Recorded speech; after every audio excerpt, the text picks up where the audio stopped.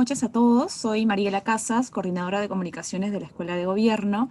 Primero quiero agradecerles por su asistencia y puntualidad, además de darles la bienvenida a esta charla informativa de la Maestría en Gobierno y Políticas Públicas en el marco de la admisión 2022. Esta charla tiene como objetivo dar a conocer los beneficios que esta nueva convocatoria ofrece y asimismo, como parte del programa, también tendremos un conversatorio donde se hablará sobre la importancia de la formación en gobierno y políticas públicas. Y bueno, en el cual participarán Giselle Romero, quien es nuestra directora de la Maestría en Gobiernos y Políticas Públicas, Flavio Cejo, máster en Políticas Públicas para América Latina de la Universidad de Oxford y además es docente de la Maestría en Gobierno, Fabricio Franco, que es director de Flaxo Chile y docente PUC. Y finalmente también estará participando César Cueva, quien es egresado de la Maestría en Gobierno, nos contará un poco sobre su experiencia. Y bueno, además resaltar que César actualmente es especialista de la Secretaría de Gestión Pública de la Presidencia del Consejo de Ministros. Bien, antes de dar inicio a esta charla, les pido por favor a todos los asistentes que puedan mantener apagadas sus cámaras, sus micrófonos, a fin de evitar interrupciones con los ponentes. Para quienes desean realizar algún tipo de consulta, algún tipo de pregunta, lo van a poder realizar a través del chat grupal y nuestros especialistas se encargarán de ir respondiéndolas.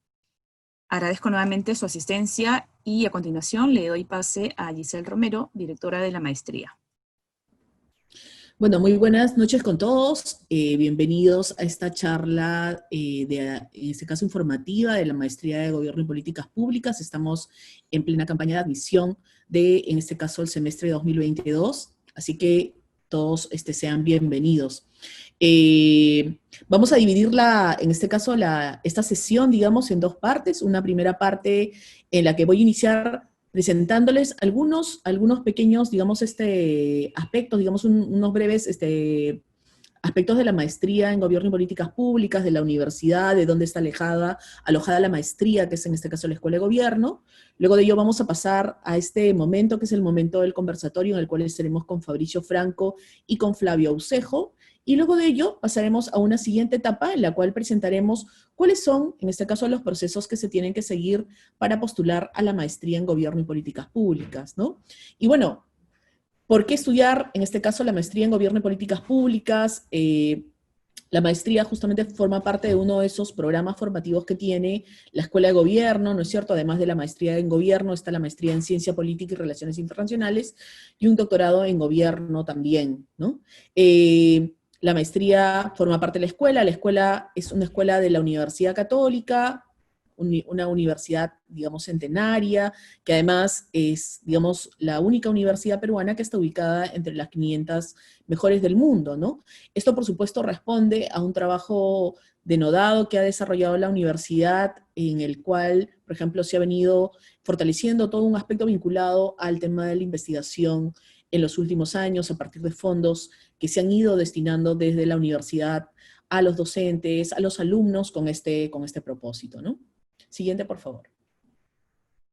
Entonces, en la maestría en Gobierno y Políticas Públicas, y esto es justamente algo que les suelo decir a mis alumnos, si bien es cierto, por ejemplo, yo he sido funcionaria pública, una de las cosas que a mí digamos, me congratula estar en la universidad, a pesar de que no esté de pronto de repente en la trinchera, sí, ¿no es cierto?, desde el Estado, sí estoy, digamos, desde la universidad, justamente contribuyendo a que los funcionarios, los servidores, ¿no es cierto?, puedan comprender, digamos, en este caso, el proceso, formulación de políticas públicas, se puedan plantear, digamos, en este caso, cuáles son los problemas públicos, alternativas de solución basadas en evidencia, ¿no es cierto?, que les sirvan en este caso para plantear alternativas que sean innovadoras, que en este caso tengan en cuenta la mirada de los diferentes actores, ¿no es cierto?, y de esta manera contribuir a generar este valor público, ¿no? Por eso nosotros nos proponemos justamente formar estos directivos que transformen, en este caso, la gestión pública del país. Siguiente, por favor.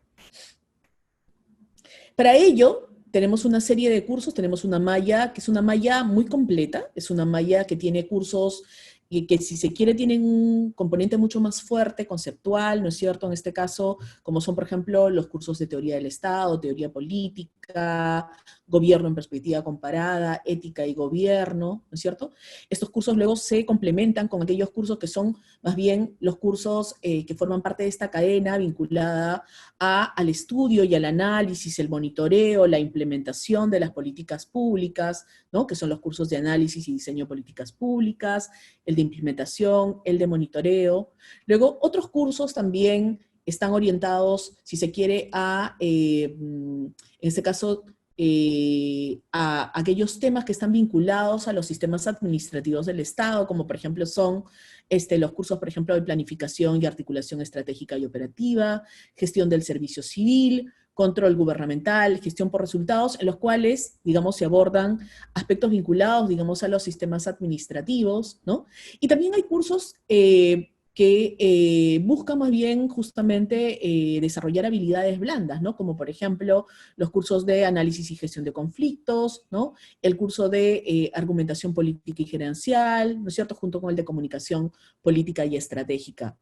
Hay luego los cursos que están, digamos, en este caso pintados en verde, ¿no es cierto? Son los cursos que, si se quiere, forman parte de esta cadena de cursos que logran que el alumno, digamos, mientras está estudiando la maestría, ¿no es cierto?, pueda al final del cuarto ciclo no empezar a preguntarse recién en ese momento por cómo me voy a graduar, qué tipo de tesis es la que tengo que hacer, no, sino que desde el segundo ciclo los alumnos empiezan a llevar un curso que se llama Proyecto Final 1, que busca que los alumnos desarrollen un trabajo de investigación vinculado con un proyecto de innovación, reflexionando a partir de un problema que ellos han encontrado justamente en su propia organización, ¿no?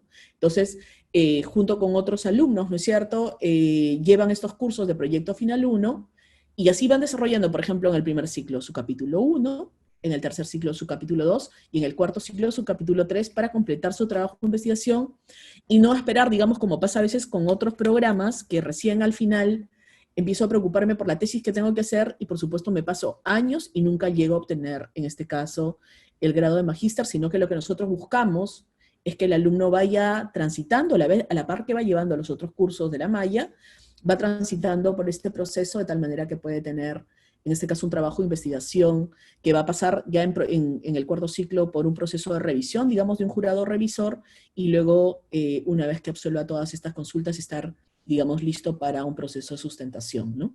Entonces, el objetivo del conversatorio del día de hoy, al presentarles justamente la maestría en Gobierno y Políticas Públicas, ¿no es cierto?, va justamente a centrarse en algunos de los cursos, digamos, en este caso de esta malla, ¿no es cierto?, pero que si se quiere van recibiendo una serie de inputs, ¿no es cierto?, de otros cursos también del plan de estudios. Entonces, para profundizar justamente en estos temas, en los temas de estos cursos, hemos invitado el día de hoy al profesor Flavio Ucejo. El profesor Flavio Ucejo es además director ejecutivo de la Escuela de Gobierno y Políticas Públicas. Él tiene una maestría en políticas públicas de la Universidad de Oxford y de hecho dicta varios de los cursos justamente los cursos vinculados con políticas públicas, ¿no? Lo va a acompañar en el conversatorio. No sé si me pueden, por favor, colocar esta siguiente diapositiva, que tiene justamente eso. Lo acompaña el profesor Fabricio Franco. El profesor Fabricio Franco es ahorita director de Flaxo Chile.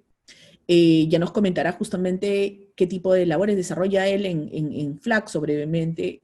Y él es además miembro del comité directivo de la maestría en Gobierno y Políticas Públicas en la Universidad Católica, y es magíster en Gobierno y Gestión Pública en América Latina de la Universidad Pompeu Fabra.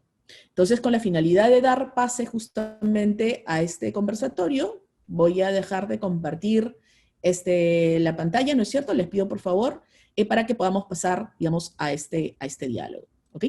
Entonces, quisiera empezar con el profesor Fabricio Franco, y quisiera preguntarle a Fabricio,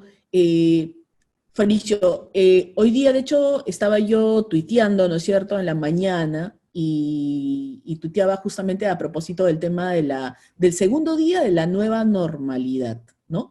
Y había un montón de elementos que la verdad es que me generaban como un poco perturbadores, ¿no? Uno por el tema el segundo día de la nueva normalidad, y es como que si de pronto se hubiera instalado una suerte dimensión medio extraña, no sé, como hasta de la tercera dimensión, entre nosotros en el sentido que pareciera que como que de pronto no ha pasado nada, de pronto no sé si ya hemos encontrado la vacuna, ¿no? Tal.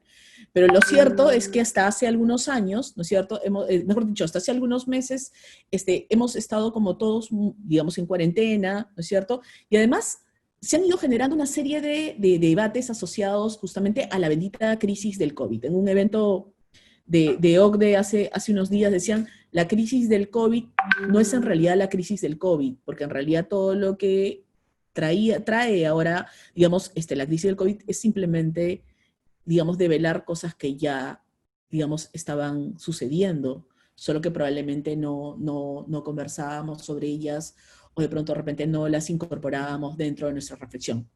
Entonces, hecha esta larga introducción, lo que te quiero preguntar es, Fabricio, en materia de políticas públicas, ¿qué ha develado justamente el COVID-19? ¿No? Esta pandemia y todo lo que ha venido con ella.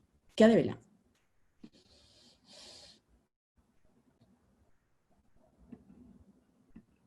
Creo que Fabricio, está tu micrófono, está silenciado.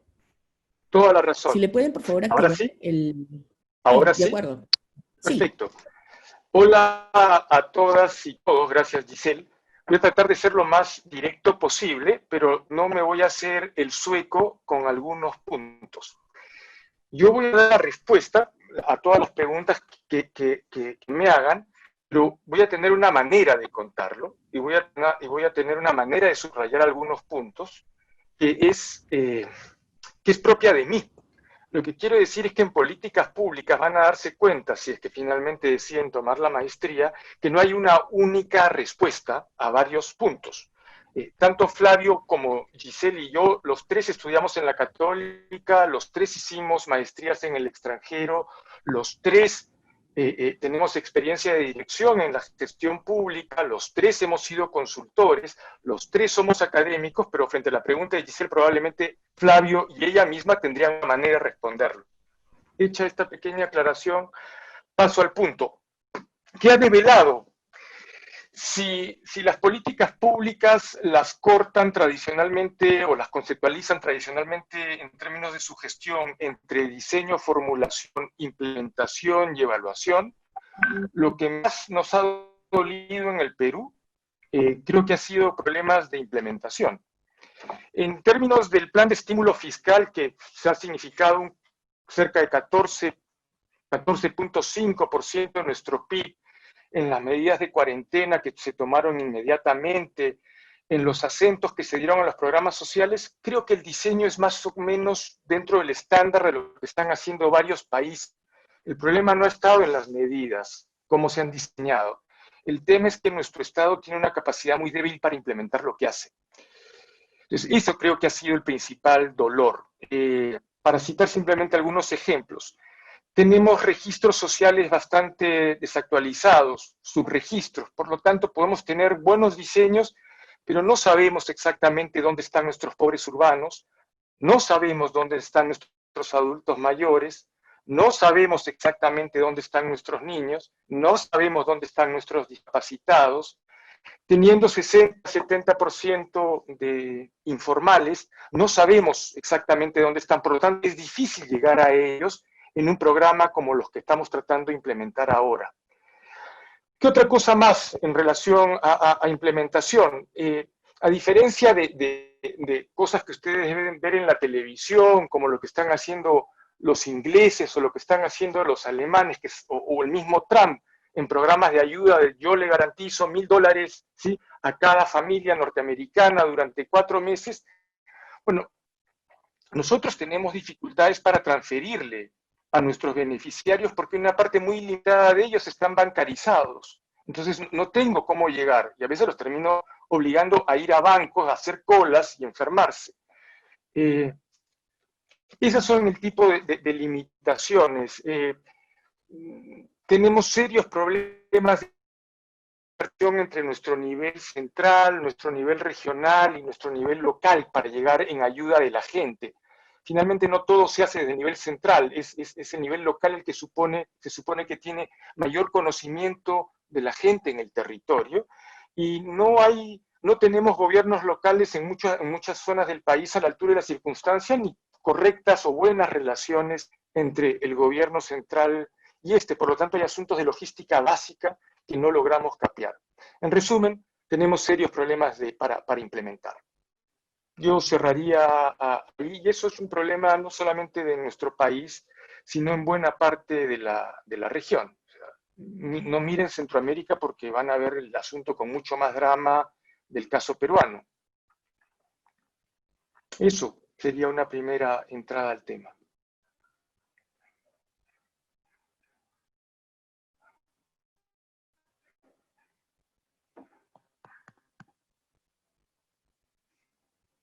Ok, estaba con el micro.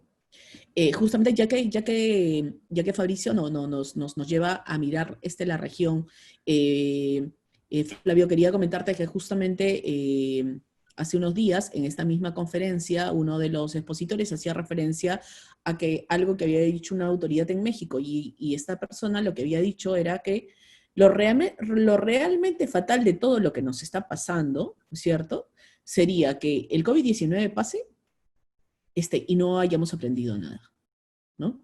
Entonces, en esa línea, quisiera preguntarte, Flavio, ¿cuáles crees tú que son, digamos, igual, yo sé que el proceso no ha concluido, ¿no? Pero digamos ya tenemos un primer tramo, ¿no?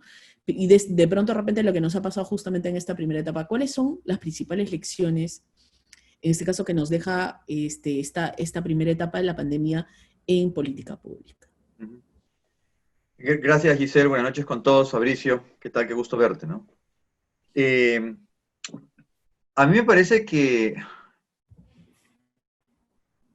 yo creo que hay un elemento transversal que está alrededor de esta pandemia, ¿no? Y me parece que un aspecto que, en términos de políticas públicas en nuestro país, ha pasado, lo hemos visto de una manera absolutamente ligera, es el concepto de bienestar, ¿no? O sea, cómo desde la acción del Estado, que es el que tiene que tomar decisiones, enfoca su proceso de toma de decisiones al momento de ver hacia dónde van las prioridades y cómo estas prioridades se implementan, no se ha mirado desde el momento del bienestar, ¿no? No se ha mirado desde el punto de vista del bienestar, lo hemos mirado desde el punto de vista de procesos, desde el punto de vista de servicios, pero no hemos sido conscientes de que estos elementos son básicamente medios para poder generar bienestar. Entonces, cuando tú estableces como una prioridad cobertura y no lo miras como generar condiciones adecuadas de salud, lograr que los niños que van a la escuela aprendan,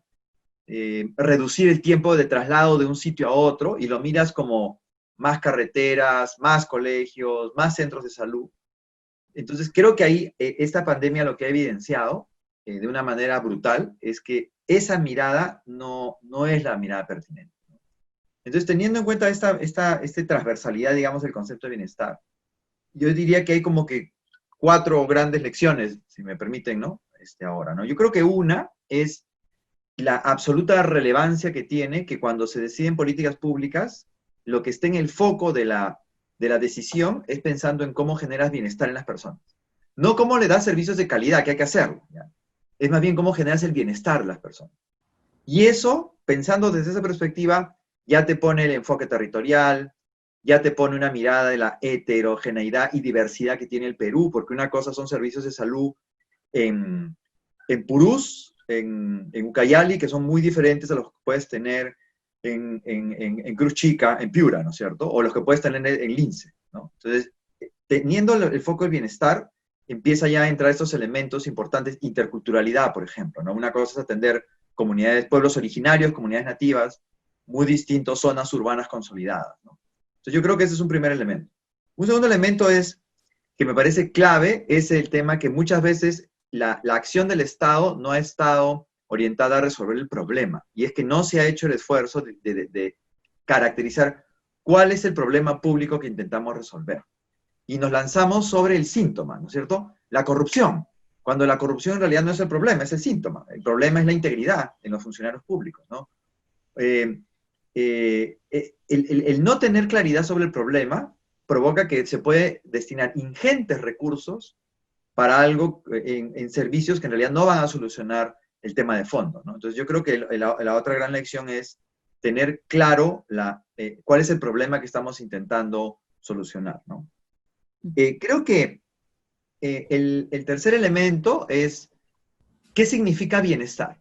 ¿No? O sea, el bienestar es un concepto que, aunque podemos asociarlo a un conjunto de indicadores para establecerlo en términos concretos, el concepto de bienestar es un concepto también bien holístico, ¿no?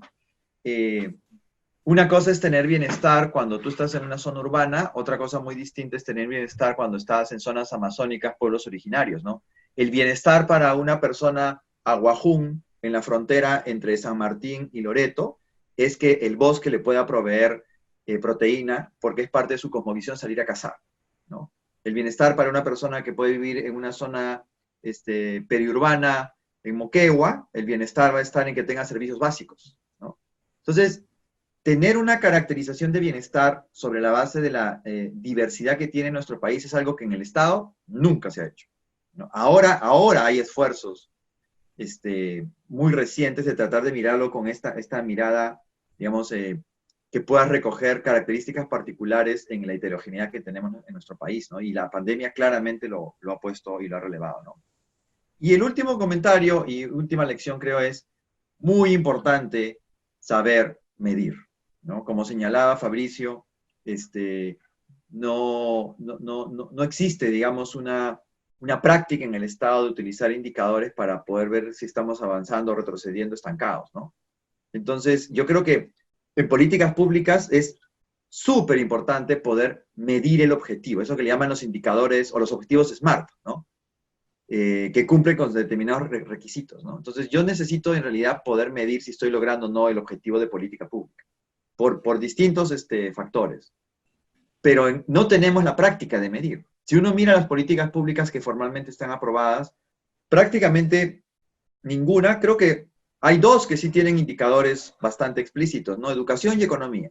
Pero de ahí tú empiezas a mirar el resto de políticas públicas, muy pocas tienen indicadores que estén midiendo el logro del objetivo a nivel de resultado de impacto, ¿no? De hecho, es hasta hace muy poquito que CEPLAN ha empezado a impulsar políticas nacionales que sí tienen una métrica más o menos asociada a esto, ¿no? Y donde la métrica está presente no es en la parte de planificación, sino en la parte de presupuesto, ¿no? Entonces yo creo que el tema de poder medir es muy importante porque permite rendir cuenta, permite saber si estás avanzando o no en el esfuerzo, ¿no? Yo creo que esas serían como que las 4 lecciones rápidas que salen de la pandemia desde mi punto de vista. Gracias, Flavio. Justamente tomando uno de los elementos que comentabas, ¿no? Sobre el tema de la caracterización del problema como un elemento, digamos, en este caso importante, ¿no? Del ciclo de políticas públicas. Justamente en otro evento, una de las cosas que se comentaba es que existen, de hecho, digamos, una serie de problemas, ¿no es cierto?, que si se quiere, rondan las oficinas de gobierno, ¿no es cierto?, tratando de pugnar por encontrar un espacio, ¿no es cierto?, y lograr entrar a la agenda para ser consideradas, para que se puedan volver, digamos, se pueda encontrar una alternativa de solución y hay una política pública, digamos, vinculada a esta, ¿no? Entonces, en esa línea, Fabricio, quería preguntarte, ¿no? Porque en todos los noticieros hablamos, falta política pública respecto a esto, falta política pública aquí, allá, cuyaca, allá, tal, ¿no? Entonces, ¿qué son las políticas públicas? Que justamente es uno de los ejes de la maestría. La maestría es una maestría en gobierno y políticas públicas. ¿Qué son las políticas públicas y por qué es importante su estudio?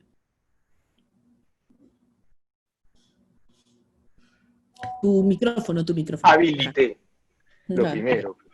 2 veces el mismo error, mal. Si se me va la onda, les pido perdón, no soy yo, sino es la caída de la red momentánea. Yendo al punto, Giselle, antes de responder qué son las políticas públicas, una de las cosas que deberíamos tener claro es cuáles son las funciones básicas de ese Estado que hace políticas públicas. Y para hacerme cargo de lo que dije antes, hay 10 maneras de decir lo que voy a decir. Yo lo voy a decir de una manera particular. El Estado tiene 4 funciones básicas.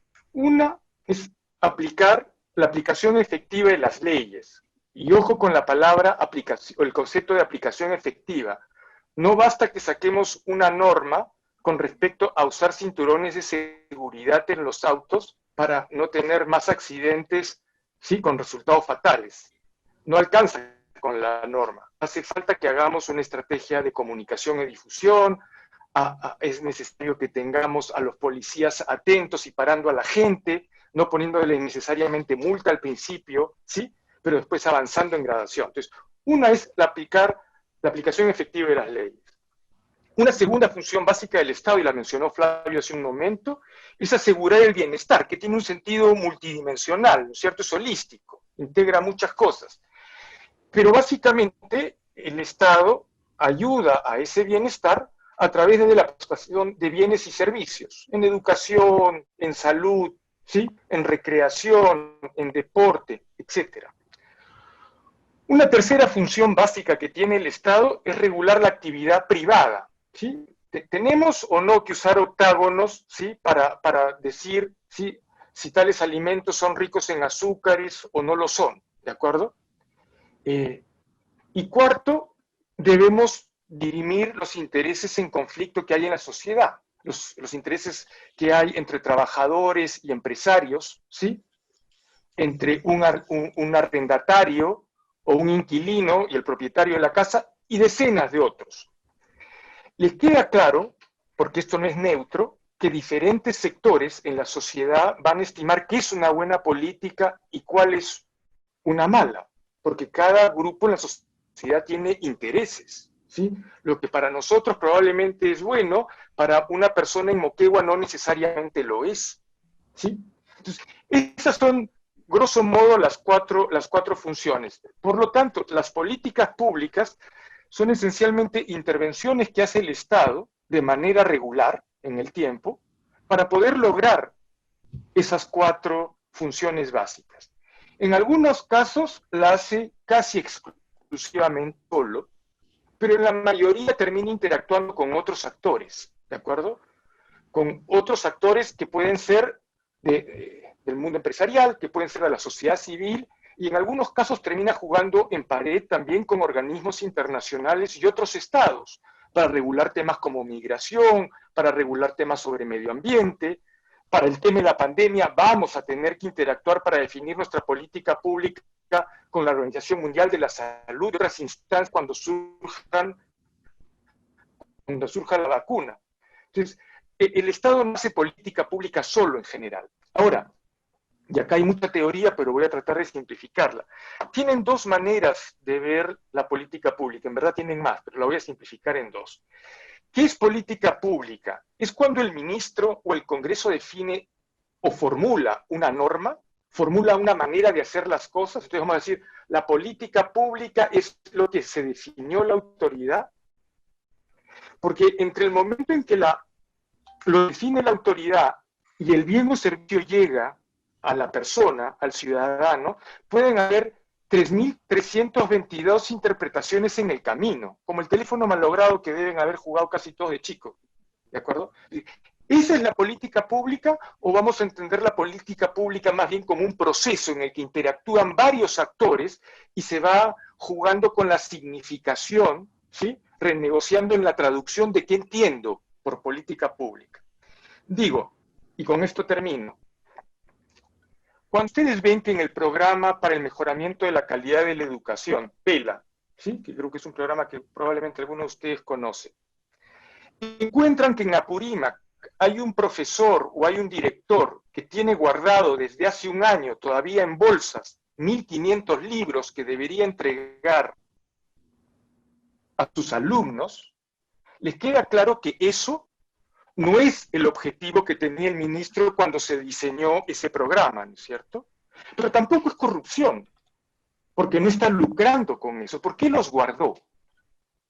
Entonces, probablemente, más que usar la primera interpretación, la política pública es lo que definen las autoridades, tiene más sentido entender que la política pública es un proceso en el cual diferentes instancias van entendiendo, interpretando de acuerdo a sus circunstancias, sus presupuestos, ¿sí?, sus procesos de negociación política, qué es lo que hay que hacer en una materia.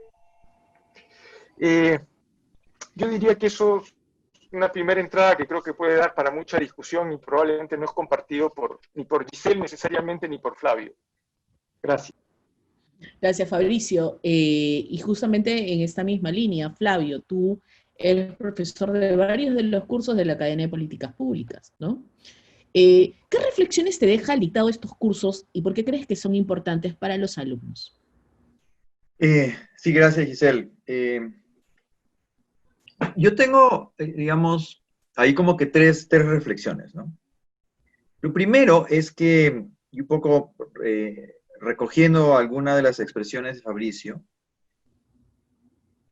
es que las políticas públicas a veces son aspectos que son observados desde una mirada más conceptual, y en ese sentido, pues, si uno mira la literatura, te permite tener distintas aproximaciones, ¿no? No hay una definición única al momento de definir la política pública. Va a tener muchas aproximaciones, ¿ya?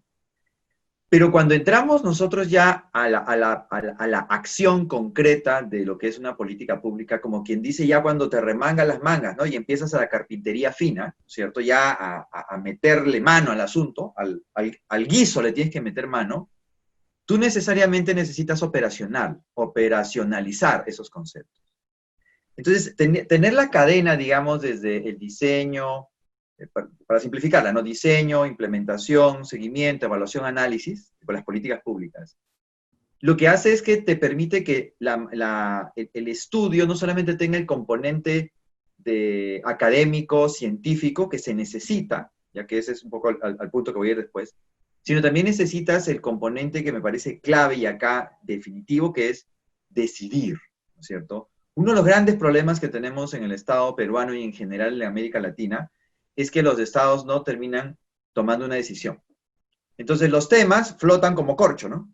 Entonces un tema que empieza chiquito, como nadie toma una decisión, se vuelve de este tamaño y la solución que era así se vuelve en un nudo gordiano, digamos, ¿no? Y yo creo que tener la cadena, empezando por el tema de diseño, te da un elemento clave, que es el tema de primero hay que decidir. Y por eso el problema público, etcétera, etcétera, ¿no? Y los grupos de interés que señala Fabricio. Y luego que ya tienes claro qué quieres hacer y el bienestar, ya pasas a la acción. Lo segundo, que ya lo mencioné, es muy importante que aquí uses y tengas base científica. O sea, no, ahora que estamos en la onda de la evidencia, ¿no? No, que la evidencia por aquí, está bien la evidencia, ¿ya? Pero la evidencia es aprehender la realidad. Pero tú necesitas teoría para poder entender cómo las variables se están vinculando. O sea, no puedes pretender entender lo que pasa si no hay un soporte teórico, conceptual, que te explica esas interacciones. Y esa es un poco la secuencia, tiene ese componente conceptual en cada una de esas etapas, ¿no? Entonces, como dicen, ¿no? No hay nada para una buena práctica que una buena teoría, y es muy cierto eso, ¿no? Tú necesitas comprender las cosas para entonces poder después actuar. Entonces, me parece que es muy importante. Y una vez que tú tienes la teoría, el otro elemento que necesitas es el método, ¿ya?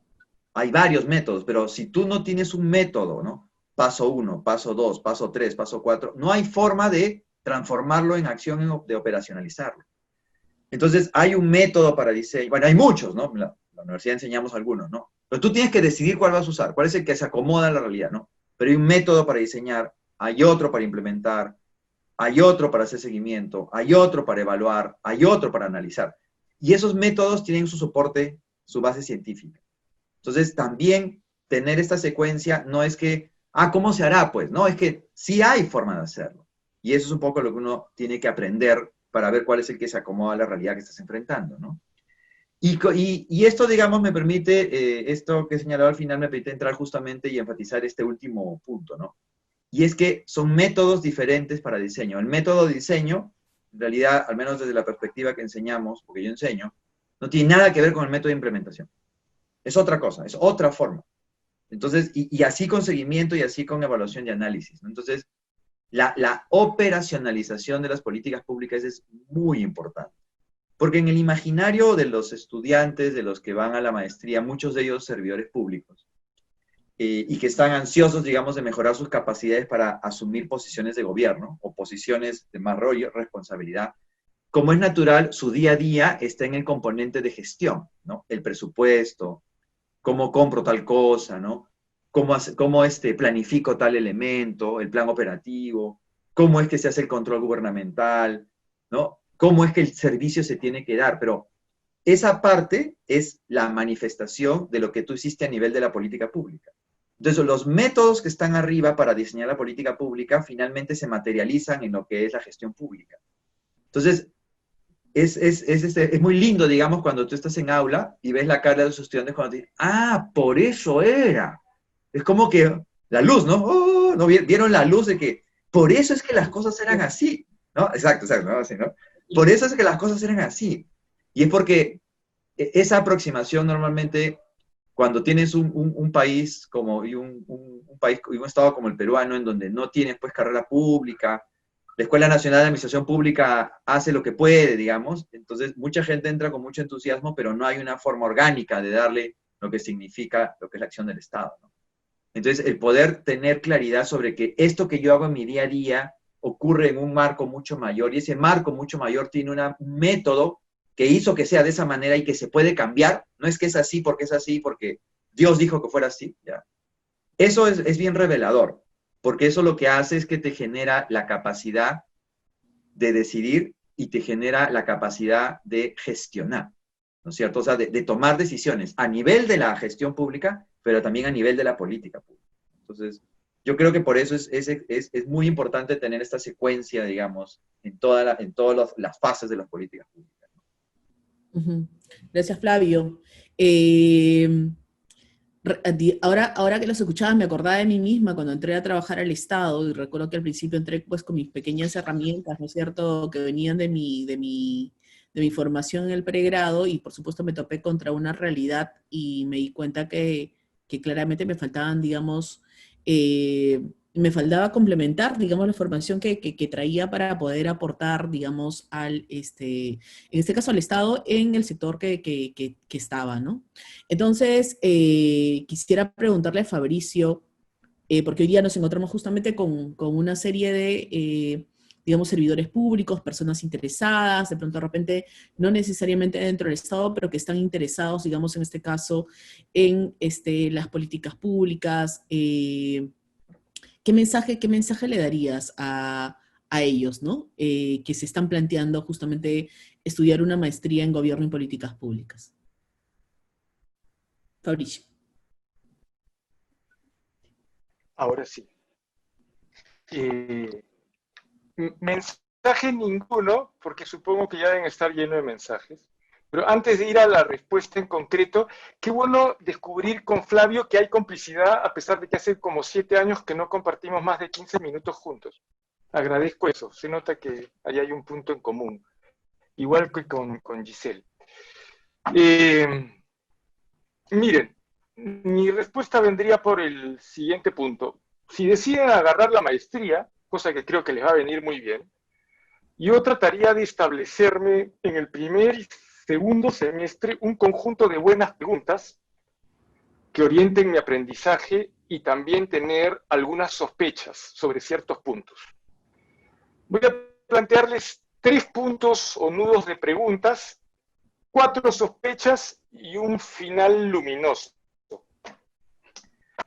Las 3 preguntas que yo me haría en una maestría de estas características, terminar entendiendo cuál es la relación entre política y gestión pública, creo que es un elemento clave que alguien que pase por esta maestría debe tener claro al final de su recorrido académico, y que es una comprensión que va a ir en progreso, no es que en el primer semestre se tenga claro, ni necesariamente ocurra en el último, ¿sí?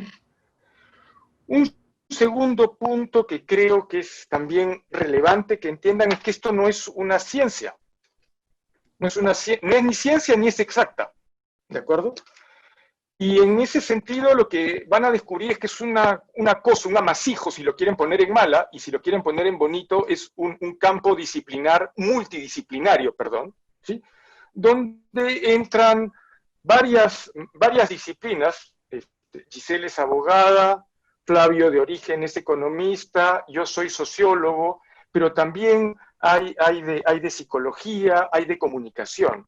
Entender cuando analicen determinadas políticas públicas, sea en el diseño, sea en la implementación o sea en la evaluación, descubran eso, es un proceso muy rico de entender, de que ahí hay una interacción potente, ¿de acuerdo? Más evidente en algunas políticas que en otras. Y un tercer punto conflictivo de encuentro y desencuentro es que entiendan, que lo mencionó Flavio, es que dónde se encuentran y se desencuentran la formulación y el diseño con otra cosa que se llama la implementación y con otra cosa que se llama la evaluación. Una cosa es con guitarra y otra es con cajón. Hay que entender bien cómo juegan esas tres dimensiones. No son los mismos jugadores dentro del Estado que hacen las tres cosas, ¿de acuerdo? Muchos de nuestros problemas están ahí. Yendo a las sospechas, paso más rápido, sospechen de los profesores que solo les presentan PPTs. 2, sospechen de ustedes mismos cuando creen que terminan entendiendo algo por haber visto un PPT solamente. Hay que desarrollar ejercicios, hay que hacer lecturas, ¿sí? Hay que preguntar. El PPT no es el resumen de nada, particularmente relevante si ustedes no hacen la experiencia de trabajar a fondo eso. 3, sospechen, porque es lo que también Flavio estuvo enunciando de manera relativamente suave, sospechen si terminan creyendo que lo único relevante en gestión pública son los instrumentos, si lo único relevante es entender la cajita de herramientas. Atrás de eso hay marcos conceptuales, hay maneras de abordar las cosas, y no todas son iguales, y no todas sirven para lo mismo. Y cuarto, sospechen si creen que hay una sola manera de aproximarse a un problema público o a una alternativa de solución. Hay más de una siempre, y tiene que ver con cortes no solamente de la capacidad que tiene mi interpretación más basada en evidencia, más trabajada en términos científicos, sino que también hay intereses, hay ideología, y eso es súper válido para muchas cosas, ¿de acuerdo? Entonces, van a encontrar que algo que nos parece bien a nosotros, la mitad del país o un tercio del país no le parece bien, y hay que terminar escuchando para entenderlo. Y el final luminoso es el siguiente. A mí me interesaría mucho que se convenzan ustedes y casi todos nuestros compatriotas que una acción colectiva en el Perú solamente es posible si hay una acción estatal fortalecida.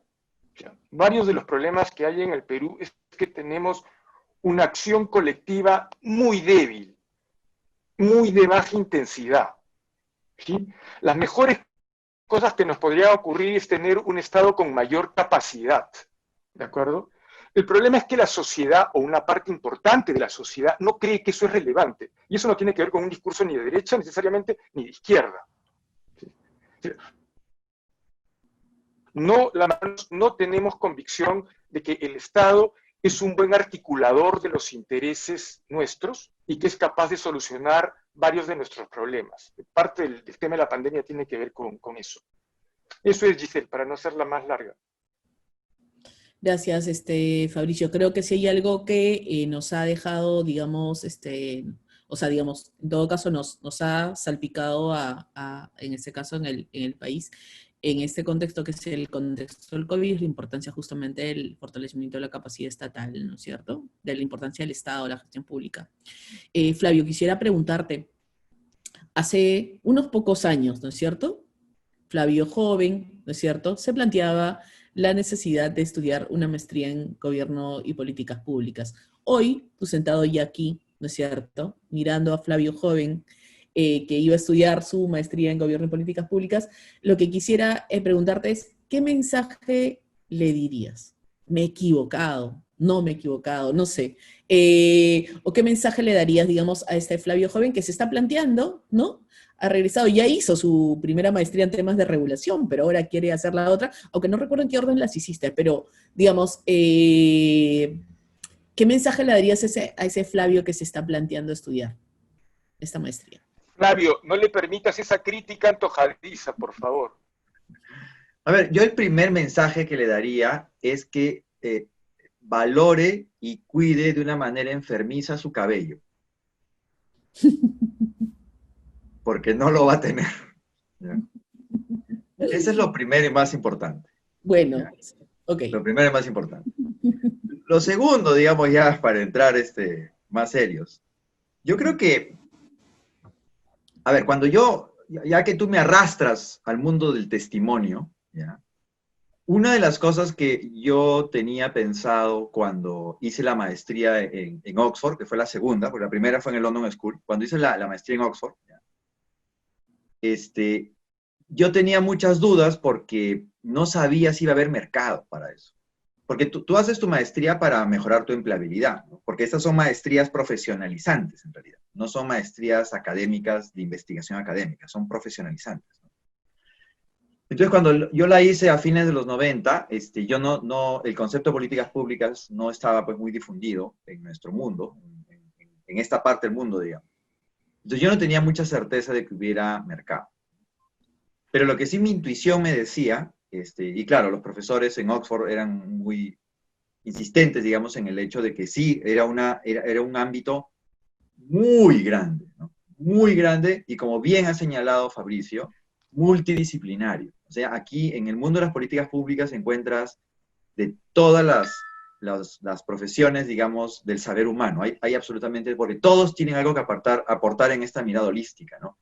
Que yo diría, un poco para completar el comentario de Fabricio, esto de las políticas públicas tiene más de arte que de ciencia, ¿no? Tiene mucho de arte, ¿no? Tú no sabes por qué en realidad, pero sabes que está lindo, ¿no? Entonces tiene mucho de eso. O sea, sabes que está bien, o sea, sabes, esto es, ¿no? Y claro, con el tiempo te vas dando cuenta cómo todo va encajando, pero esto es, ¿no?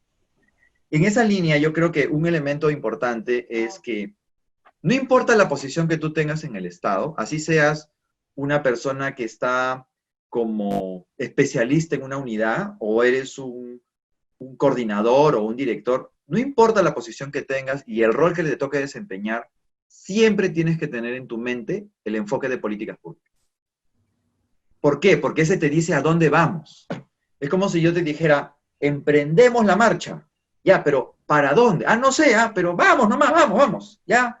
En el camino vemos, ¿no? Entonces, no tiene sentido, ¿no? Entonces, no importa la posición en la cual tú estés en el Estado, tú necesitas tener ese hacia dónde vamos. Y ese hacia dónde vamos te lo da justamente la decisión pública, la política pública, ¿no? Y lo segundo, que ya mencioné un poquito sobre la base de mi propio testimonio, ¿no? Es que siempre va a haber mercado para alguien que estudia políticas públicas. O sea, cuando tú tienes ese tipo de formación, no importa el tema, no importa el tema, siempre vas a tener la posibilidad de poder aspirar a una posición de decisión, ¿ya? Porque como es profesionalizante, lo que uno normalmente estudia la maestría para poder asumir mayores responsabilidades, porque lo que está buscando son mayores capacidades, habilidades y competencias para asumir más responsabilidades. Entonces, una maestría como la que ofrecemos en la PUC es de esas en donde te prepara para poder asumir distintas posiciones, ¿no? En temáticas muy diversas. Mira, en la experiencia de consultor que Fabricio comentaba y que seguramente ustedes también tienen, ¿no? En el sentido de, como consultor en políticas públicas, tú ves muchos temas, ¿no es cierto? O sea, tu capacidad analítica se vuelve casi multitemática, porque lo que tú adquieres es esa capacidad para entender la realidad.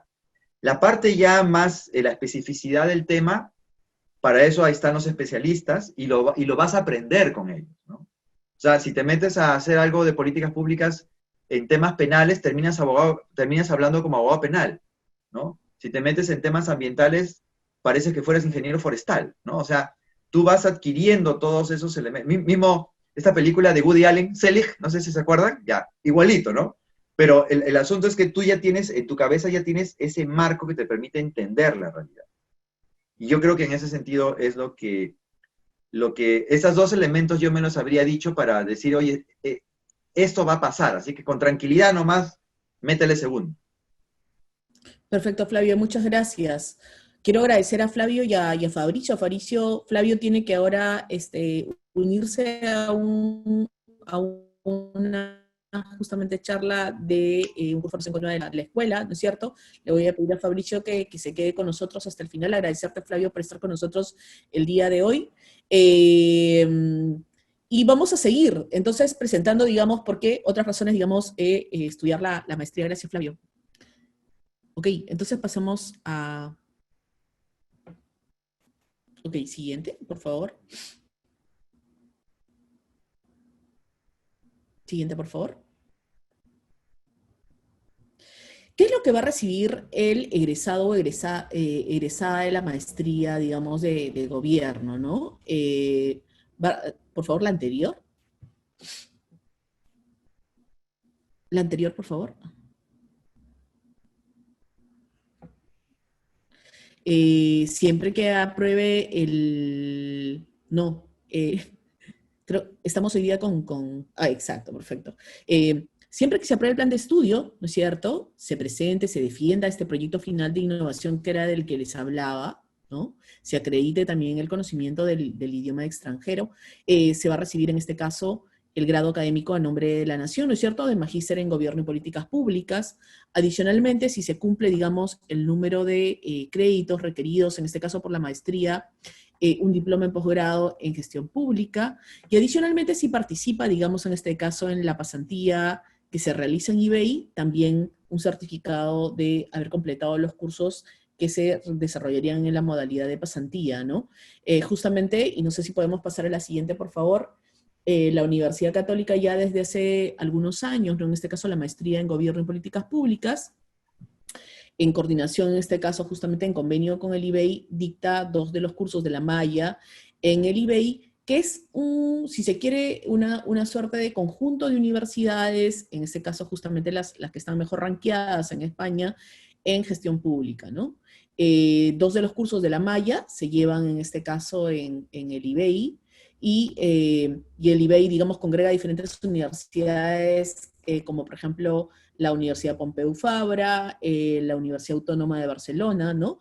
Y en ediciones anteriores, por ejemplo, algunos de los cursos que se han dictado, por ejemplo, ha sido el de liderazgo y habilidades directivas, el de planificación y articulación estratégica, pero también, por ejemplo, en la reciente edición se dictó en esta modalidad el curso Seminario Política Sectorial, ¿no?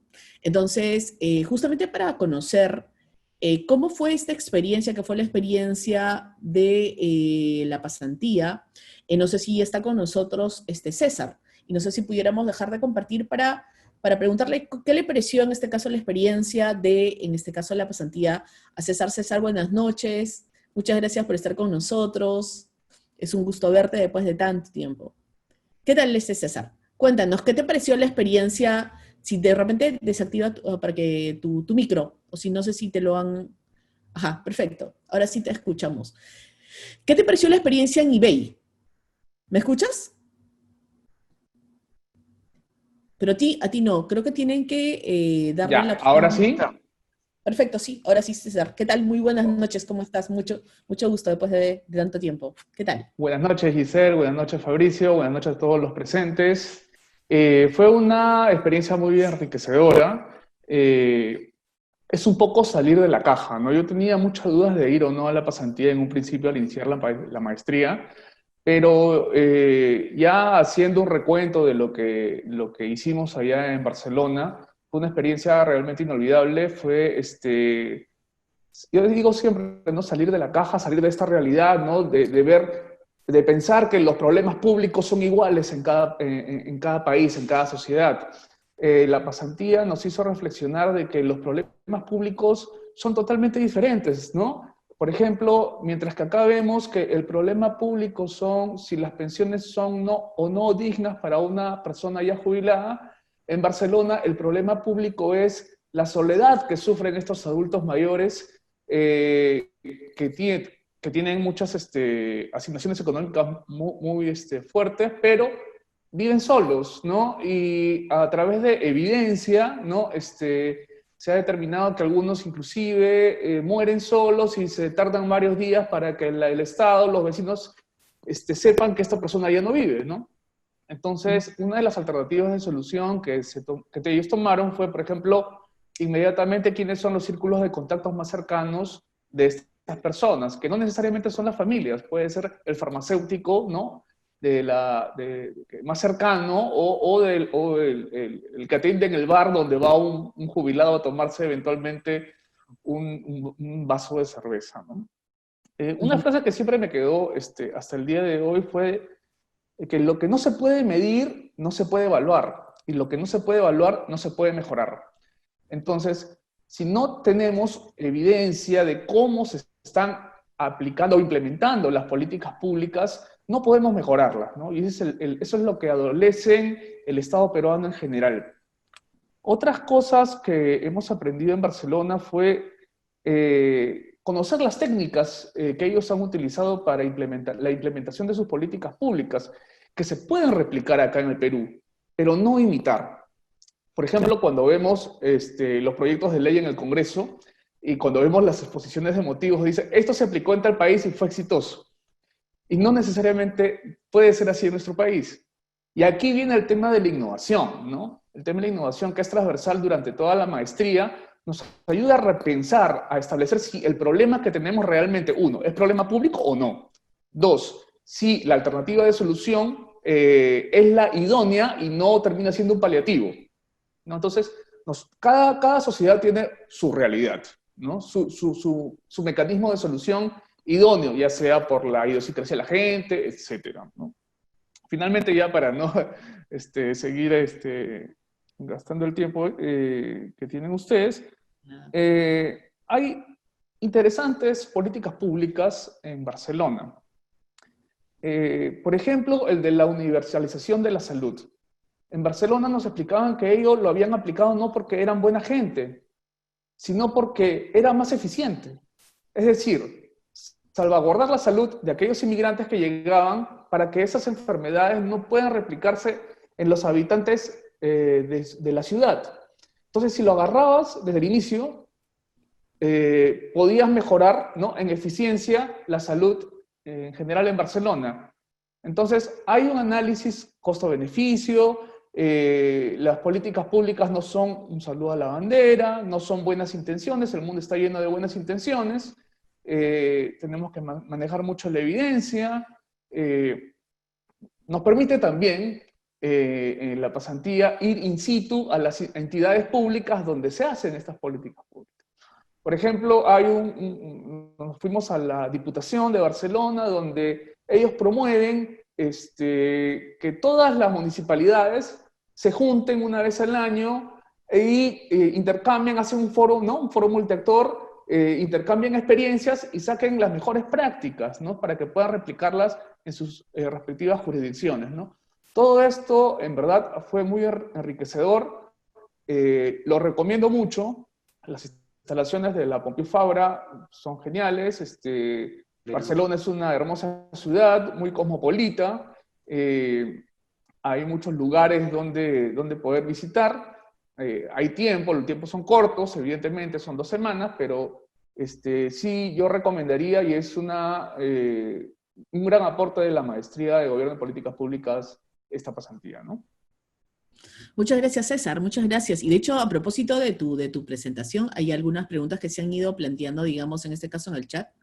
Y algunas de esas son, por ejemplo, se dice, ¿no?, si es que en este caso sería obligatorio lo del tema de la pasantía. En realidad no es obligatorio, ¿no? Algunos alumnos, los que desean, digamos, en este caso, realizar la pasantía, porque nosotros digamos, la desarrollamos una vez al año, pueden, digamos, inscribirse en estos cursos en la modalidad, digamos, pasantía, ¿no? Aquellos que no, digamos, en este caso, no quieran desarrollar la pasantía, también el curso se dicta dentro de la universidad, en la Universidad Católica, entonces pueden también completar, digamos, en este caso, su maestría sin desarrollar, digamos, la pasantía, pero, digamos, les presentamos esta alternativa justamente por las ventajas y beneficios que justamente nos ha comentado César, al que agradecemos, digamos, por estar el día de hoy, ¿no? ¿Cuánto tiempo dura la pasantía? La pasantía dura 2 semanas, ¿no? Normalmente, digamos, el primer curso toma 4 días, de la primera 4 días enteros de la primera semana, y la segunda, digamos, 4 días enteros de la segunda semana, ¿no? Se realiza, digamos, en este caso, en las instalaciones del IBEI en Barcelona, ¿no? Este año, por supuesto, sí es un año, digamos, complejo, ¿no? Este año 2020, todavía estamos viendo, de hecho conversaba con Fabricio en la tarde, cómo vendrá, digamos, en este caso el 2021, igual nosotros vamos siguiendo las pautas que nos vaya planteando, digamos, el gobierno respecto de cómo va a seguir, ¿no? De hecho, vamos a tener que iniciar este primer semestre a distancia, ¿no? Y veremos, digamos, cómo se va, cómo va moverse un poco el escenario y en función de ello tomar decisiones vinculadas al siguiente semestre, ¿no? Y lo mismo pasa, digamos, en este caso en otros países. Así que en función, digamos, de cuáles sean en este caso estas dinámicas, tendríamos que ir moviendo la fecha, en este caso, para el desarrollo de la pasantía, ¿no? Pero sin perjuicio de eso, así como uno puede mirar, digamos, a veces dificultades con el tema de la modalidad de distancia, creo que también la modalidad de distancia presenta también oportunidades, ¿no? Esto probablemente César ya no lo va a poder gozar, pero, por ejemplo, para algunos cursos, en algunos ciclos, por ejemplo, este semestre hemos logrado convocar, justamente aprovechando que todos estamos a distancia, y van a dictar profesores desde Buenos Aires, ¿no? Una profesora, por ejemplo, va a dictar gestión del servicio civil desde Buenos Aires, otro profesor va a estar dictando el curso de dirección, gestión estratégica y liderazgo desde Ecuador, por ejemplo. Hay otro profesor que es probable que esté dictando el curso, digamos, en este caso de innovación. Estamos justo en coordinaciones con él desde Santiago. Y un profesor ya ha dictado, por ejemplo, en la primera parte del semestre el curso de implementación desde Santiago de Chile, ¿no? Entonces, la posibilidad de a distancia también nos abre, digamos, todo este mundo de posibilidades, ¿no? Entonces, y los profesores de la casa complementan, digamos, todo digamos, este grupo de profesores que es además como multidisciplinar, ¿no? Porque tenemos profesores que son comunicadores, profesores que son psicólogos, profesores que son economistas, profesores que son sociólogos, ¿no? Profesores que son gestores, ¿no es cierto? Profesores abogados, ¿no? Y digamos, esta riqueza, digamos, multidisciplinar de nuestros profesores es lo que yo creo que justamente hace que sus diferentes miradas finalmente sean las que digamos, imparten en los cursos, y es lo que finalmente vamos a encontrar también en el Estado, y es la mirada que tenemos que tener cuando nos planteemos, en este caso, la caracterización de los problemas públicos, y es la mirada que vamos a tener que tener cuando nos planteemos las alternativas de solución, ¿no? Entonces, no sé si podemos, en este caso, seguir vamos a seguir con la siguiente parte, agradeciéndote, César, y te pedimos que también te quedes por acá para ver si hay alguna consulta. Entonces, seguimos con Dolly, Dolly Arias, que es del área de posgrado, para presentar la siguiente parte. Perfecto. Gracias, Giselle. Bueno, muchas gracias, Fabricio. Gracias, César, el profesor Flavio también por haber compartido importantes reflexiones. Buenas noches a cada uno. Queremos presentarles los diversos pasos o requisitos que requieren ustedes para postular. Vamos a iniciar con los 6 pasos que requieren. El primero es la hoja de vida descriptiva con foto. No necesita estar documentada. Lo segundo es el DNI escaneado o carnet de extranjería en caso no sean peruanos. Lo tercero es el grado de bachiller y certificado de estudios universitarios. El cuarto punto, la carta de motivación para postular a la maestría. Lo quinto, es recomendable también que puedan tener 3 años de experiencia profesional. Y último es el pago de derecho de inscripción, el monto es de 350 soles. Es importante también resaltar que de no contar con alguno de esta documentación, pueden escribir a la Oficina Central de Admisión e Informes para poder plantear alguna alternativa, y los documentos de SUNEDU lo pueden encontrar en la página oficial la página web, la oficial. Siguiente, por favor. En el caso de que sean graduados PUC, únicamente requieren presentar la hoja de vida descriptiva con foto y su DNI escaneado. Igualmente, de la misma manera, pueden escribir a OCAI si no tienen alguna documentación o buscar alguna documentación en SUNEDU. Siguiente, por favor. La evaluación para la admisión virtual está dividido en 3 etapas, digamos. La primera es un examen de conocimientos que pesa un 45%. La segunda es una evaluación del expediente personal que pesa un 25%, y la tercera es una entrevista personal por videoconferencia que equivale a un 30%. Siguiente, por favor. El calendario de admisión tiene 7 momentos importantes.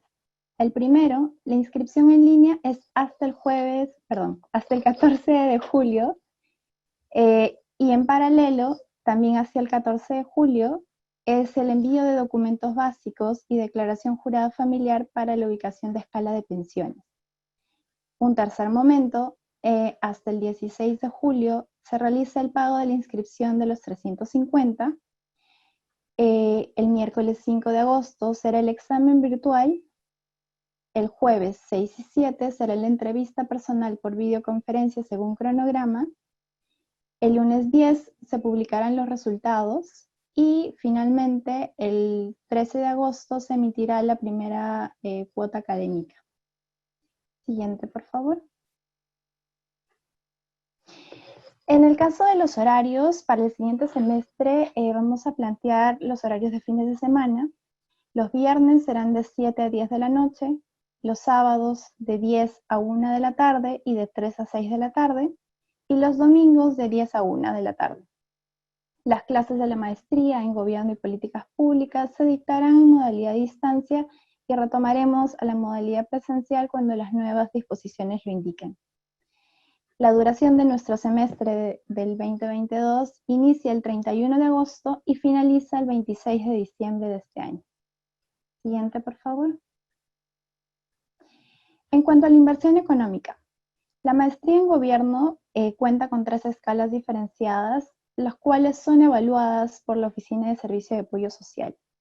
Nuestras escalas son las A, B y C. Le mostramos y compartimos los precios referenciales y un monto aproximado de inversión en cuanto a los 51 créditos para los 4 semestres que incluye la maestría en Gobierno. Siguiente, por favor. Bueno, finalmente queremos recalcar que las postulaciones son hasta el 14 de julio y tenemos los números de contacto. Carolina Pineda es nuestra aliada para compartirles toda la información a detalle, y de la misma forma, igual si tuviesen alguna consulta particular respecto a los pasos o documentos que les hemos mencionado, podemos absorber sus dudas en este momento. Gracias.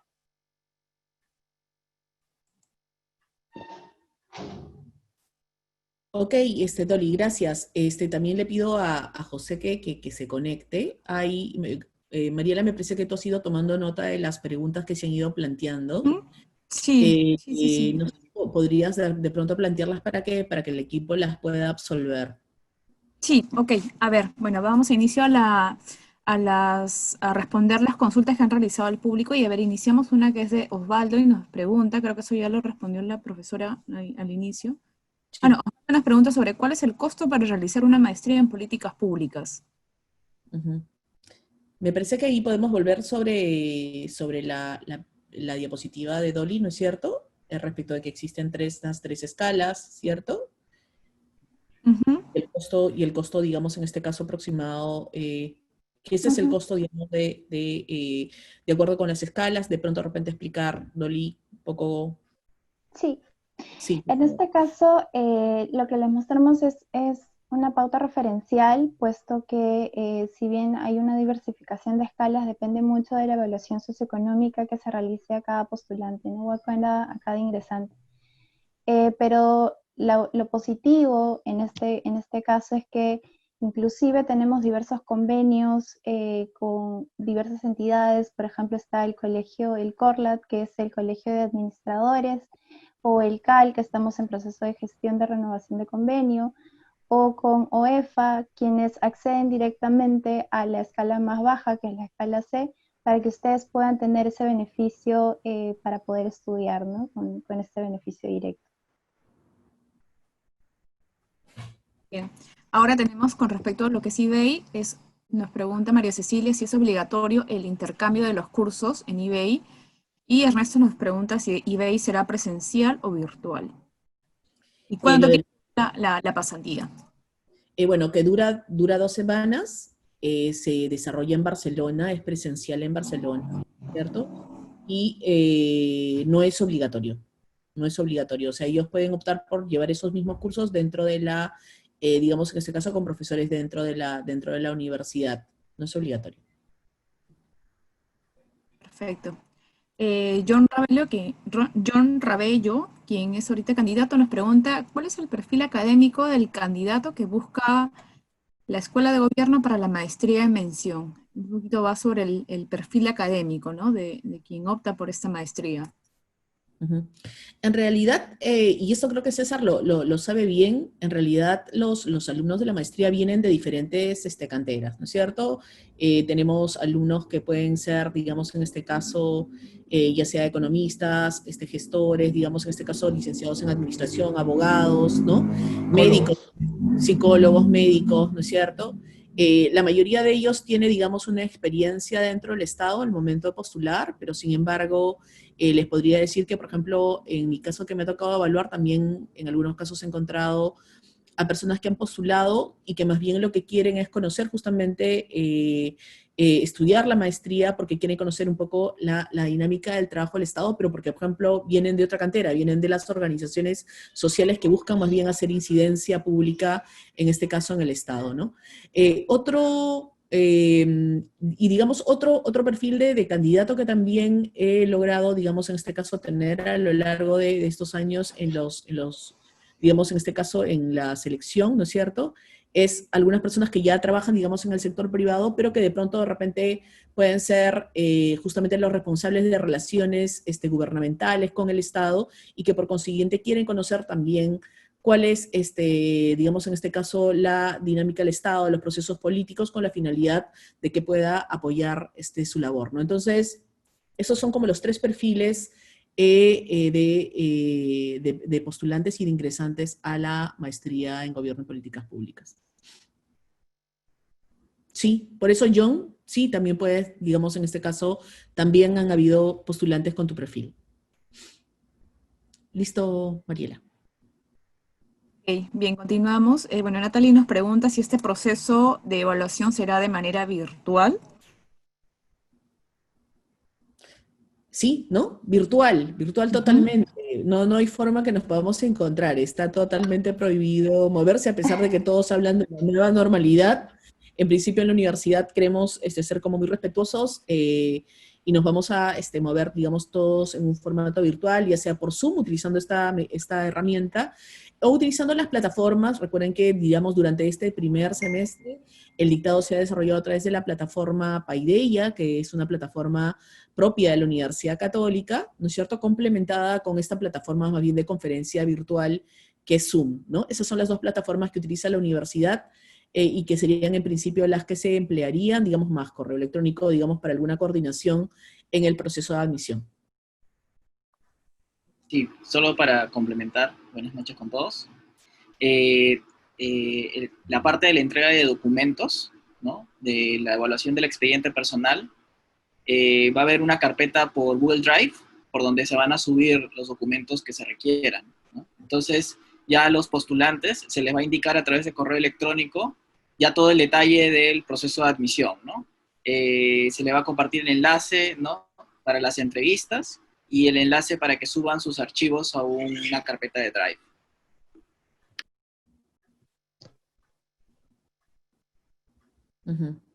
Vamos, bueno, Gaby Piñero nos dice, soy abogada extranjera y aunque no soy graduada de la PUC, mi título de abogada fue revalidado en la PUC. Quisiera saber si estaría exceptuada. José, tú mismo eres. Sí, en este caso entiendo que la pregunta es si está exceptuada del pago, ¿no? Que es, digamos, exacto. el beneficio que tienen los egresados de la Católica, ¿no? Este beneficio solo es para los egresados de la Católica, ¿no? Entonces, puede ser reconocido por la universidad, pero sí tiene esta restricción, ¿no? Continuamos, dice, Jorge nos pregunta, dice, si todos los semestres serán a distancia o solo el primer semestre. Bueno, gran pregunta, dice Fabricio Franco. ¿no? Y de hecho, claro, todos ya, es más, ahora, yo creo que al principio, Fabricio, todos estábamos como, ¿no? Tensos y estresados con el tema de distancia. Ahora todos queremos que todo sea a distancia. Dice que le llaman el síndrome de la cabaña. Nos queremos quedar en nuestra casa y no queremos salir. Por el momento, digamos, lo que les podemos, lo que pasa es que la maestría es una maestría que tiene una autorización como maestría presencial, ¿no? Entonces, en función de las disposiciones gubernamentales extraordinarias que se han dado, es que nosotros estamos saliendo y hemos salido en el semestre que ya está a punto de terminar en la versión a distancia, ¿no? El siguiente semestre va a ser a distancia también, ¿no?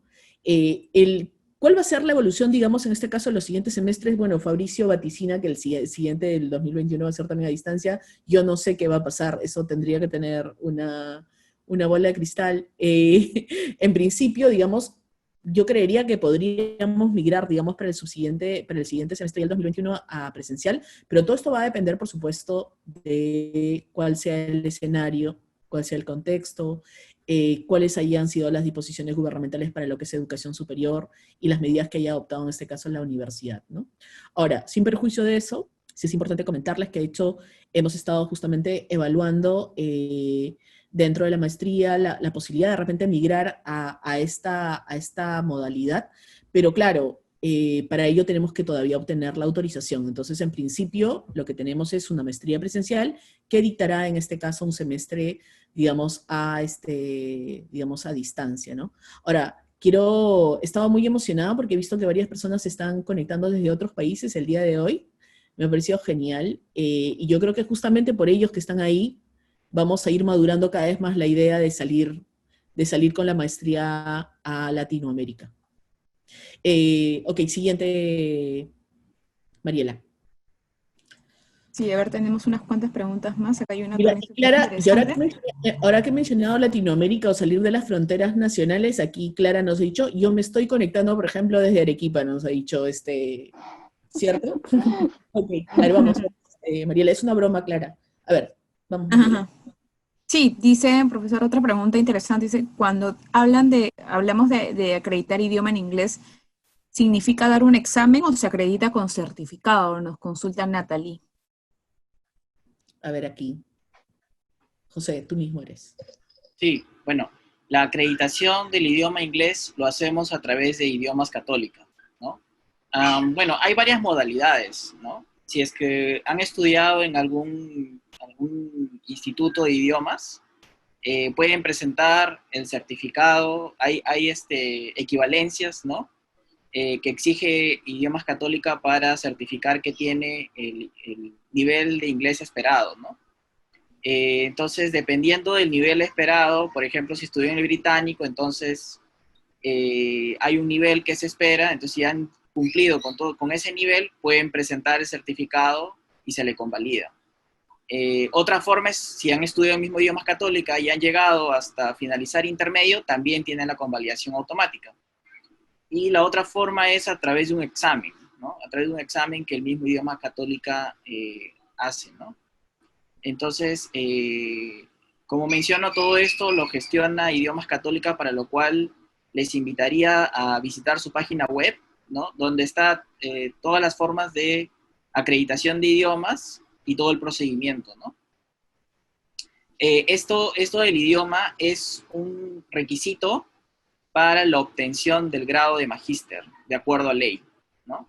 Entonces, pueden hacerlo, pueden convalidarlo al inicio de la maestría o hacia el final, ¿no? Considerando que es un requisito, entonces, digamos, no van a poder obtener el grado si es que no lo han convalidado, ¿no? Profesor Franco, ¿quiere hacer un comentario? Una acotación, Fabricio. Sí. Un comentario relativamente hippie. Más allá de la formalidad de lo que dice la ley, el asunto es que muchas de las cosas que se escriben sobre temas de política pública y gestión pública están en inglés. Y en algún momento van a tener que hincarle el diente, al menos a leer en inglés. Entonces, más allá que cumplan el requisito o no, algunos textos van a estar en ese idioma. Y digamos que eso es. Sí, es importante, sí. Sí. Bien, continuamos. Aquí, bueno, sobre el proceso, Gustavo y Natalie nos preguntan primero, ¿qué tipo de documentos se debe presentar para la categorización de escalas? Y bueno, nos preguntan si es que, si es que son necesarios los 3 años de experiencia para postular a las maestrías. Ok. En el caso de documentación, va a ser importante presentar todo aquello que implique ingresos y egresos. Sabemos que en esta situación complicada a veces conseguir alguna documentación de alguna instancia puede ser un poco compleja, pero va a ser importante que puedan presentar alguna documentación de sus ingresos, tanto personales o familiares, y de los egresos que ustedes tienen, lo que permita al evaluador ver cuál es la situación para poder dirigirlo hacia una escala, ¿no? Y en el caso de, perdóname María, la segunda parte era, la segunda pregunta. Bueno, si es los 3 años de experiencia para postular a la maestría son obligatorios, nos pregunta Deyanira. No son obligatorios, de hecho o sea, es recomendable, pero no, porque creo que también a partir de las pautas que nos han compartido es importante tener esta experiencia, ¿no? Para poder tal vez ponerlas en evaluación en una maestría o enriquecer lo que ya venimos trabajando. Sin embargo, también podría ser una pauta de inicio, ¿no? No es estrictamente necesario. Bien, bueno, acá una pregunta que nos hace Natalie también y Franco Roberto nos pregunta sobre los convenios. Natalie nos dice si es que tenemos algún convenio con el Colegio de Economistas y si es que tenemos algún convenio con el Colegio de Ingenieros.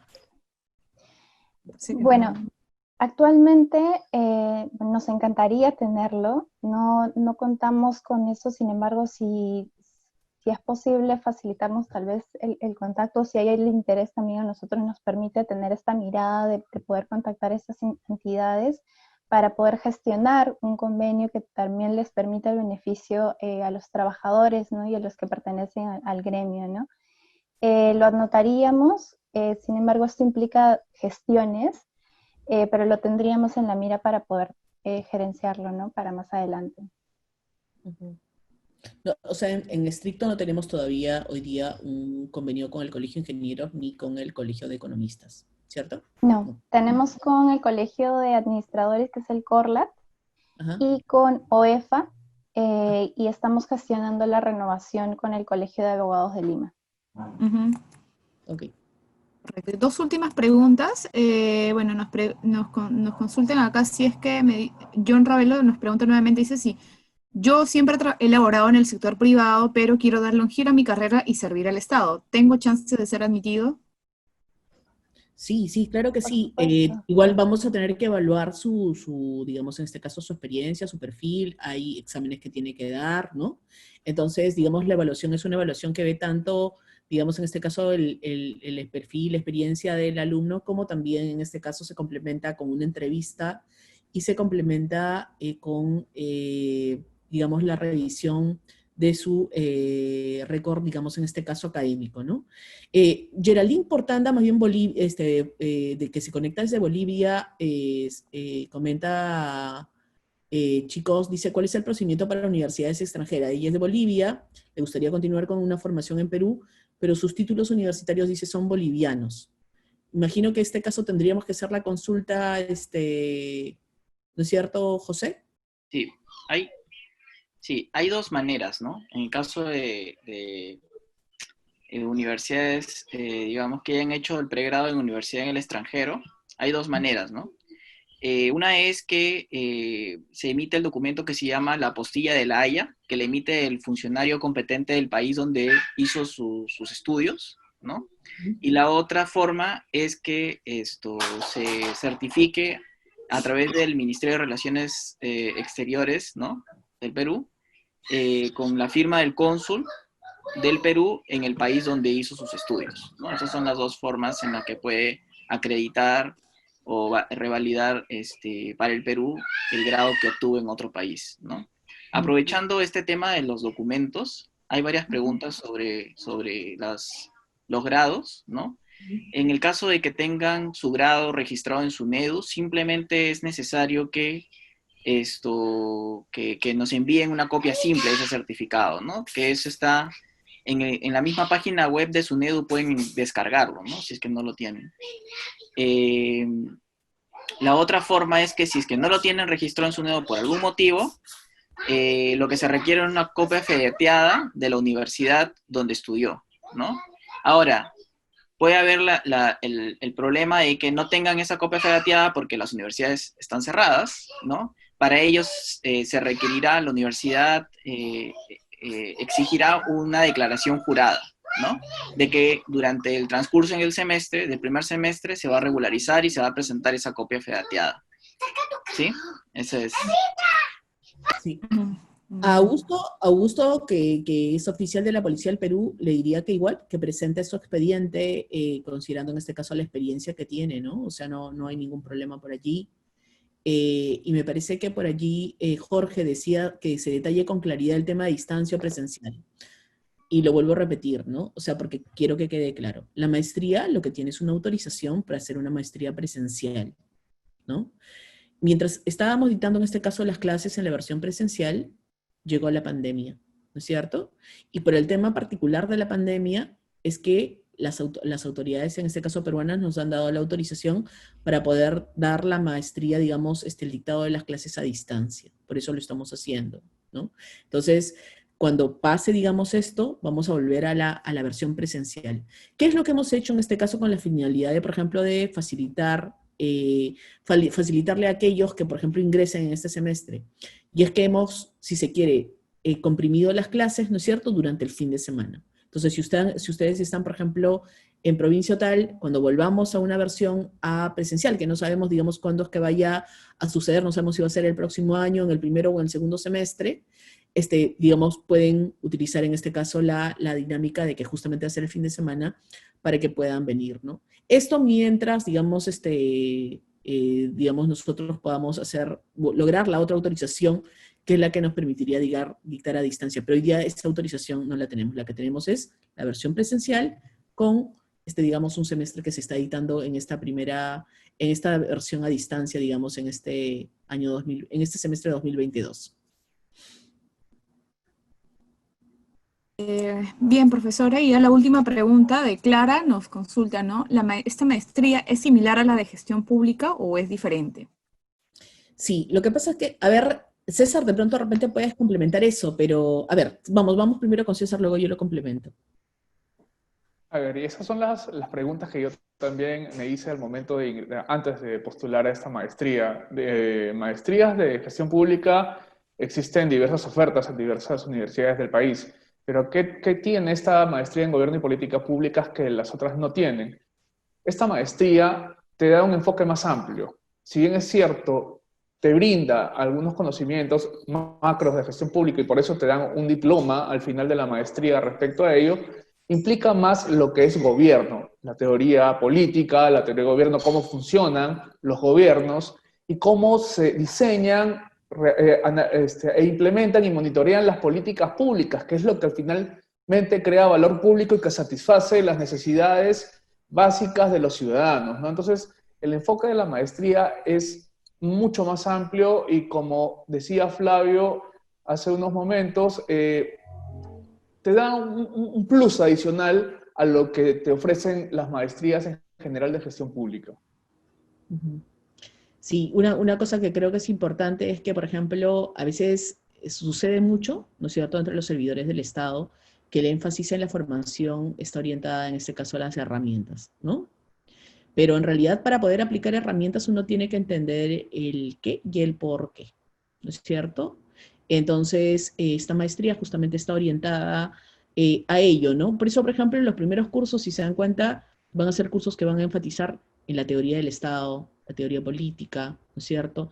Entender, por ejemplo, el rol del Estado, cuál es el rol del Estado que juega en la economía, por ejemplo, en cursos como Introducción al Análisis Económico del Sector Público, permite entender que, por supuesto, los roles podrían ser diversos, ¿no?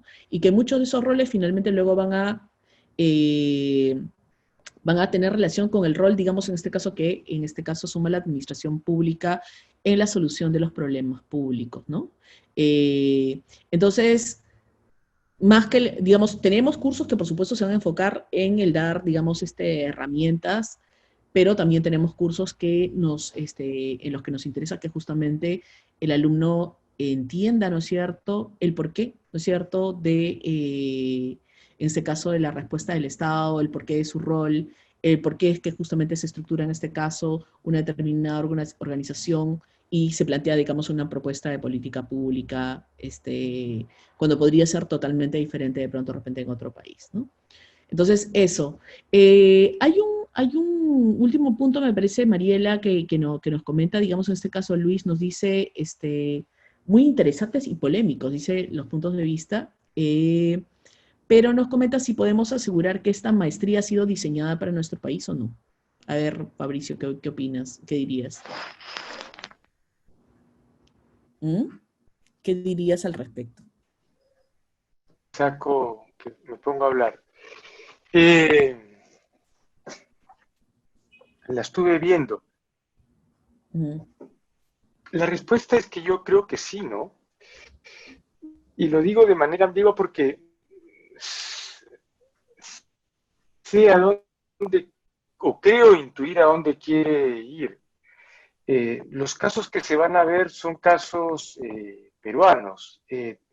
Los problemas sobre los diseño e implementación y cómo se evalúan van a contrastar lo que dice la teoría con lo que hacemos en el Perú, cuáles son los gaps.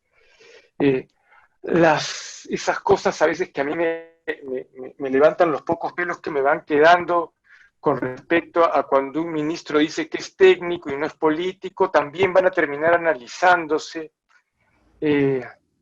La discusión sobre las contradicciones que hay entre el Congreso y el Poder Ejecutivo van a verse, el dolor enorme que hay de no tener un sistema de partidos políticos y que no hayan políticas de Estado van a verse, porque esto no es Alemania. Entonces, yo diría que por gravedad, aquel que cursa esto va a darse cuenta que sí, está, como decía el comercial de la cerveza Cristal hace 30 años, está tropicalizado. O sea, es de sabor nacional. Y pensando, digamos, en los compañeros que nos acompañan desde otros países, justamente le comentaba a Fabricio en la tarde, le decía que el otro día me habían invitado a presentar una clase en una universidad en Chile y me preguntaban qué era lo que había develado el COVID digamos, de la situación de la capacidad estatal en el Perú, ¿no? Y empecé a presentar cada uno de los datos y cuando terminé me comentaban y me decían, o sea, en realidad le cambiamos los nombres y es como que nos estás contando nuestra propia historia, ¿no? Matices más, matices menos, ¿no es cierto? Digamos, hay varios aspectos que lamentablemente, digamos, en este caso nos hermanan y los desafíos, digamos, en muchos casos se plantean, digamos, como similares, ¿no? Igual hay países que han afrontado mejor, digamos, en este caso la pandemia, pero queda claro que como región latinoamericana tenemos un problema fuerte, un problema grave, ¿no es cierto?, afrontar, que tiene que ver con justamente la desigualdad, ¿no? Y creo que eso es lo que de alguna forma se ha hecho como más plausible frente al COVID-19, ¿no? Entonces, nada, creo que con esto iríamos terminando, ¿no es cierto? Vamos, Fabricio, dale. Sí, perdón, me había olvidado de hacer un homenaje y un reconocimiento a lo que dijo César, que fue creo que fue la mejor presentación comparada con la de Flavio y con la mía, creo que fue la mejor. Cuando dio el ejemplo con respecto a los viejos, ¿no? Como la definición de un problema de política pública en un lugar como España es que los viejos mueren solos o viven solos, ¿sí?